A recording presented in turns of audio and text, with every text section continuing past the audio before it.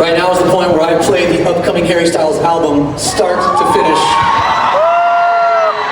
off my iPhone. Are you insane? No! I don't have that. I wish I had that. No, but we are going to cover Life of a Showgirl right now, the entire We're not! We are going to do something different though. So, excuse me. I've been in this band a long time, most of my adult life, and so, you know, 18, 19 years is long. It's a long time to be in a band. You know, if we're being honest with each other, that's longer than most of your parents' relationships lasted. I'm sorry. Guys, come on, do the math. Internet, 50-50. My parents, everyone around me, my parents, but I wish, we want it to last forever, but let's be honest. So, we've been around a long time, after 18, 19 years in this band. My day job has been writing songs for other artists, with other artists. A lot of these songs you know, a lot of you don't know that I wrote them, which is totally fine. Does not affect my ego, actually destroys my ego, but it's fine.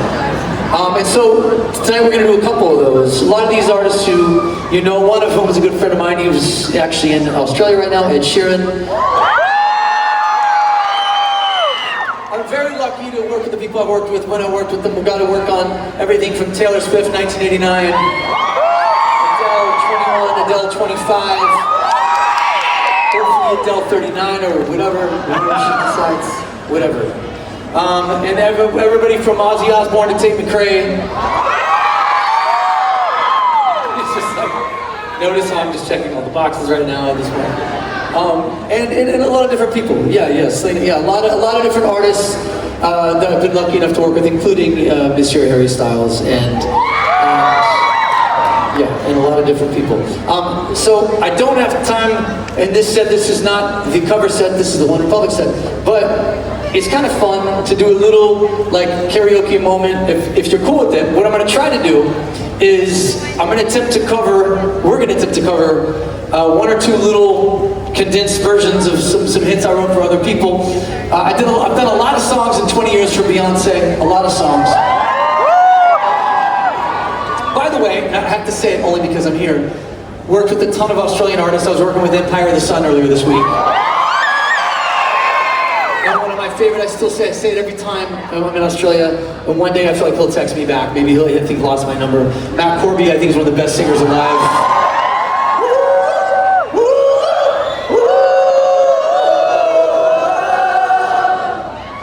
Let's give it again.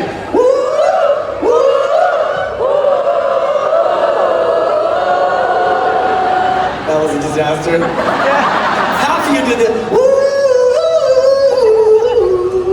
Yeah, all right.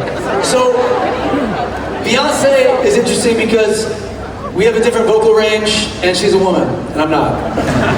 And so covering her is a little daunting for me, but I think it's important that you know sometimes I don't like to tell the story behind all songs because I think it's corny when people like tell you exactly what they meant when they wrote it, because it ruins it for you. You're like, well, that's not what I thought they meant. This song sucks now.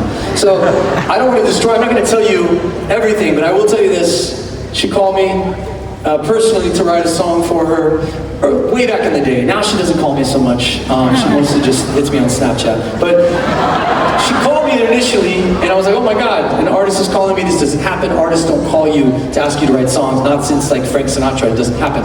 So she calls and said, hey baby, I like your album. I like Apologize, yada yada yada. I want you to write me a song, work on my new album. And I'm in love. And I need a ballad. I'm really in love. And I said, okay, who are you with? Now this is before Instagram, Twitter, and everything on the internet 24/7 told you everybody's shit all the time. I missed that era, by the way. It was nice. I don't like to wake up and know every ratchet, nasty thing that happened across the universe the moment I wake up. But I think we all relate. So I had no idea that she was with Jay-Z. All right, here's the truth. And she said, well, his name is Jay-Z, baby. And so I said, okay. I know who Jay-Z is, obviously. He's the biggest rapper alive. Congrats on that. So she said, write me a song. So I went back to LA after we were on tour, and I injured myself, and we had to take a month off, and I went back home. And I called a friend of mine, Evan, who had just written this big song for Rihanna called SOS. I don't know if you know SOS. SOS, please, someone help me. If not, okay. So, calm down. So he wrote that, and I said, okay, what's the worst that could happen? Me and Evan get together, we have 3 hours, and we get in a room, and I say, okay, he's like, what's the topic? I was like, the topic is Beyonce's in love. I have one day to write, literally, I had 1 day to write one song to send in one song. I didn't write 10, but one. I said, I gotta write this ballad. She doesn't want it to be corny. She likes us, I don't want her to not like us. So I said, okay, it's about Jay-Z, they're in love. I think they're dating. I think they were already married at this point, I don't know. And I said, okay, let's do it. So I pulled up the keyboard, I pulled up the first patch, I start playing chords, they sounded like angels. I was like, it sounded like angels going, ooh. I was like, oh, what if we do a song called Angels?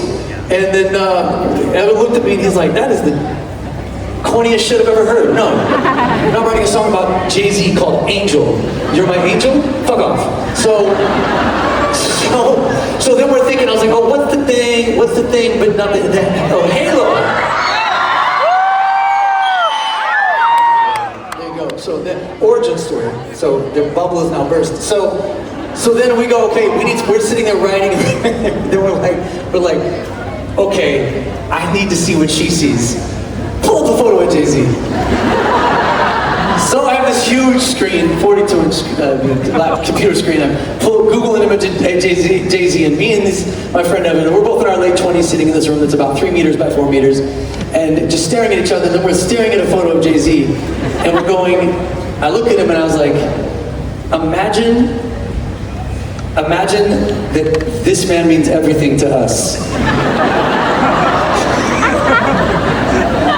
And we're gonna have his babies. I don't know. We didn't take it that far. But there's a true story. We pull the photo up, and I'm playing the thing, and then we kind of got in the zone, and we genuinely were like, let's write the kind of ballad that doesn't feel like a typical like it's not like you can take my heart and I'll be yours forever. Like we wanted something unique for Beyonce because she's Beyonce. And where we ended up is with Halo. I'm gonna do it right now. I don't sing it as good as Beyonce, especially not tonight. But as I've said before, I sing it better than any white ass dude in this audience.